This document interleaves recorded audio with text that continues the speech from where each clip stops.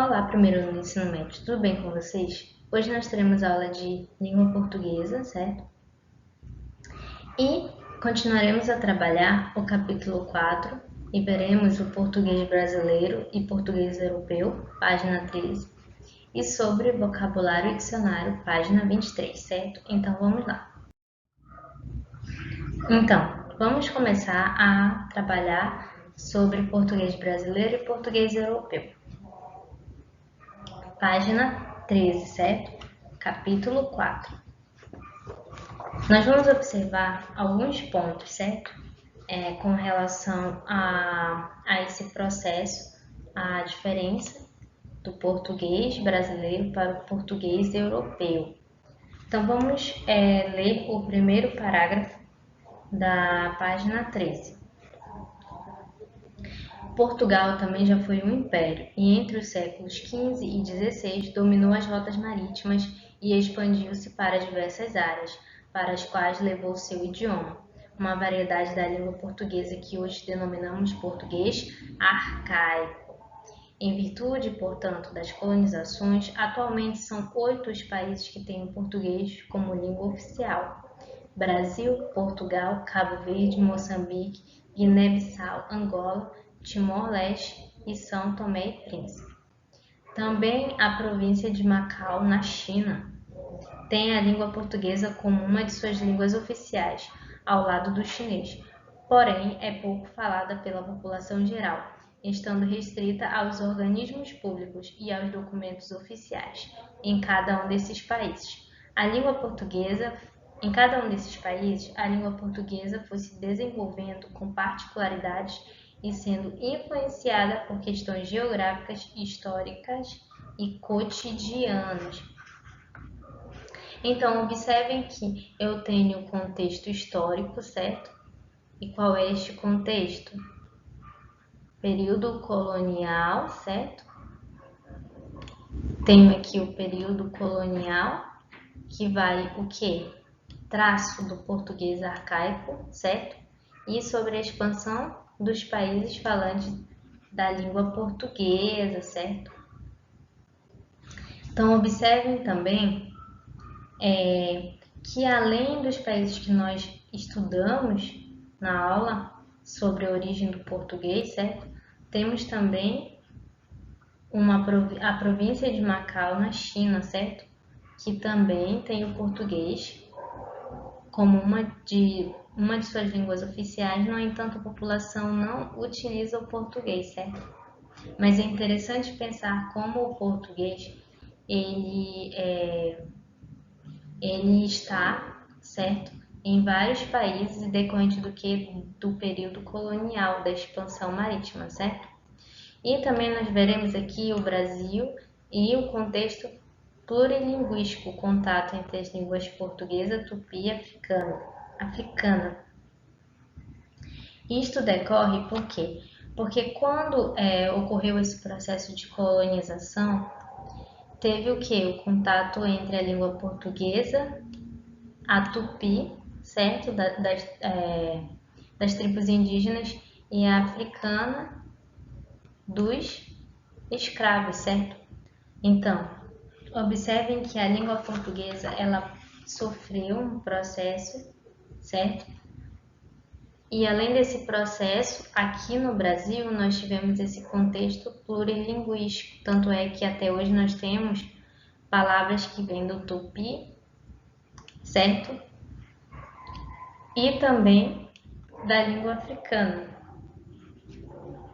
Então, observem aqui no segundo parágrafo, ele diz o seguinte: quando os portugueses chegaram ao Brasil, havia aqui cerca de 6 milhões de indígenas espalhados por todo o território e falando diferentes línguas, entre as quais predominavam as do tronco tupi.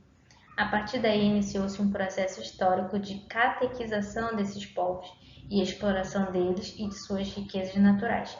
A língua portuguesa passou a conviver em um contexto plurilinguístico, tendo contato primeiramente com línguas dos povos nativos e, mais adiante, dos africanos escravizados e dos povos imigrantes, ou seja, espanhol, alemão e entre outros, certo? Então, nós aqui no Brasil, a língua portuguesa, português brasileiro, ele tem esse contexto plurilinguístico. Por quê? Porque nós tivemos contato com diversas outras línguas. Tupi, línguas africanas, o espanhol, o francês e entre outros, certo? Então, isso marca essa questão do português brasileiro, certo?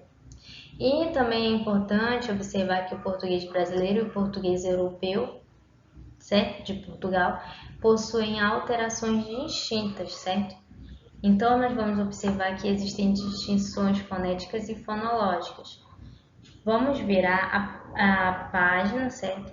E começar a ler o que está escrito na página 14, que diz o seguinte: com relação a essas influências sofridas pelo português no Brasil, algumas ideias baseadas no senso comum são disseminadas para afirmar que o português brasileiro foi o único a se modificar, mas nós vamos observar que o português europeu, ou seja, o português de Portugal, também sofreu modificações, certo?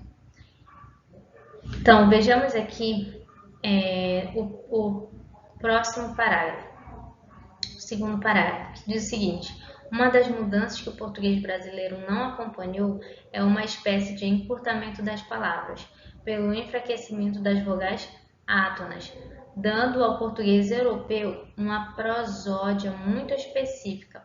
Nós, brasileiros, temos a sensação de que os portugueses engolem sílabas ou encurtam as palavras, exatamente por pronunciarem mais rapidamente, dando evidência às consoantes. Então, aqui no Brasil, um exemplo é que nós não pronunciamos o L, certo? Não quando a palavra termina, certo? Em L. Por exemplo, Brasil. Em Portugal, eles pronunciam Brasil, certo? Eles pronunciam o L. Então, aqui eu tenho que distinções fonéticas e fonológicas, o que significa no som da pronúncia das letras, certo? Então, continuando. Temos a sensação de que os portugueses engolem sílabas ou encurtam as palavras, exatamente por pronunciarem mais rapidamente, dando evidência às consoantes, certo? Por exemplo, telefone, em Portugal tem uma pronúncia encurtada, soando como teufone, certo? Então, porque eles dão ênfase às consoantes e nós damos ênfase às vogais, certo? Nós também vamos observar que, tanto no português brasileiro quanto no português europeu, há o que? Dialetos, certo? E os dialetos, eles são o quê? Vejamos aí na página 16. Dialeto, variedade linguística com características semânticas, lexicais, fonéticas e morfossintáticas dotadas de lógica específica, certo? Então, o dialeto, eu tenho no Brasil os seguintes dialetos: o caipira, o nordestino, o gaúcho, entre outros, certo? Então, a forma como o caipira fala, por exemplo, assim, o porta. Então, no interior de São Paulo, certo? Eles falam desta maneira. Então, é um dialeto que existe no Brasil.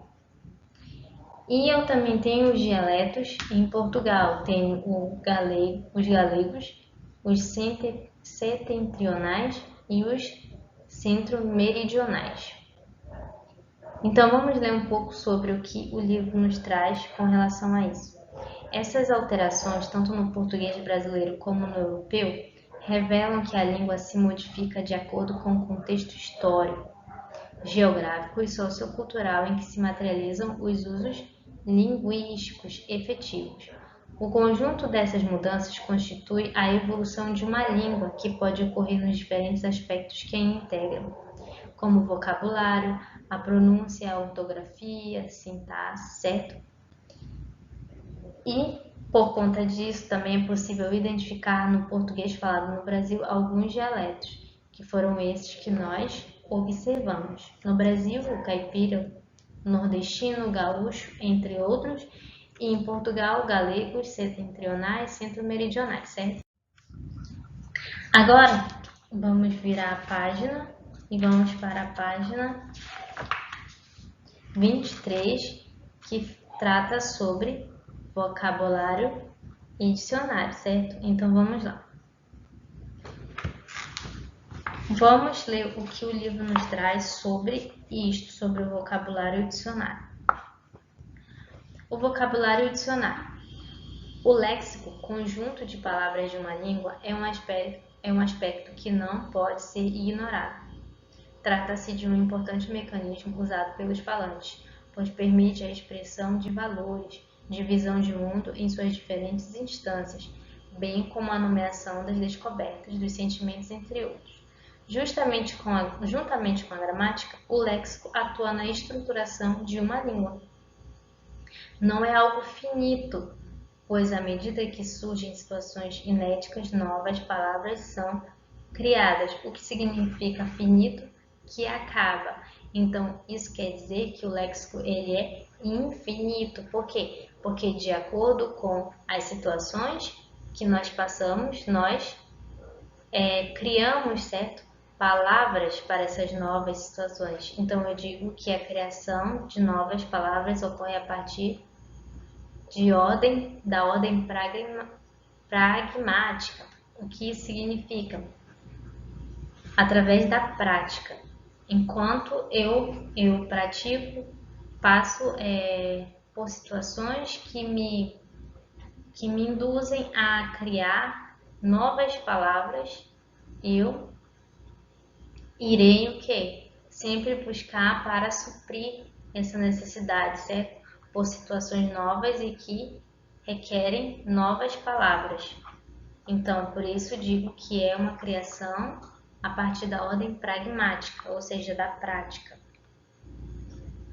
Pois, à medida que surgem situações inéditas, novas palavras são criadas. E isso é uma questão de ordem pragmática. Palavras são inseridas na língua normalmente pelo surgimento de novas situações. Então, o surgimento de palavras vem de acordo com a necessidade de novas situações a serem o quê? Quero descrever algo e eu não tenho uma palavra existente que me descreve aquilo. Então, eu vou ter a necessidade de criar uma palavra, certo? É assim que surgem as palavras. O falante de qualquer língua tem à sua disposição um rol de palavras, as quais são selecionadas com base em critérios pessoais e sociais que, de certa forma, identificam-no e caracterizam-no à medida que expressam valores, conhecimento e ideologia ao comunicar uma ideia, um sentimento, uma forma de pensar. Na troca de experiências, as palavras que selecionamos são as responsáveis por compor a organização do texto e seus significados, certo? Então, eu terei aqui o que? O dicionário. Eu terei o dicionário, certo? E o dicionário é uma ferramenta em que traz o que? O significado e o sentido das palavras, certo? E tenho também, além disso, o sinônimo das palavras, tenho o antônimo, tenho a classe gramatical e quando o dicionário é mais elaborado, mais completo, eu tenho também a etimologia da palavra, o que isso significa. Eu tenho a origem, de onde surgiu aquela palavra, certo? A origem daquele vocábulo. Então, os vocábulos, eles aparecem no dicionário, que são as palavras. O vocabulário nada mais é do que os léxicos, certo? As palavras que nós temos conhecimento, certo? E a etimologia, ela no caso aqui, a etimologia ela vai ser estudada também, vai estar dentro também do dicionário, certo? Mas isso são em dicionários mais elaborados. Em alguns não apresentam. E a disciplina responsável por redigir os dicionários é a lexicografia, certo? Então, a lexicografia é responsável por redigir os dicionários observando todos os vocabulários existentes, certo? Então, a partir do que nós estudamos sobre vocabulário, dicionário e o português brasileiro e o português europeu, proponho a vocês que façam as atividades do livro, página 16 a 21, e as atividades do livro também da página 24 a 37, certo? Então, é isto e até a próxima aula.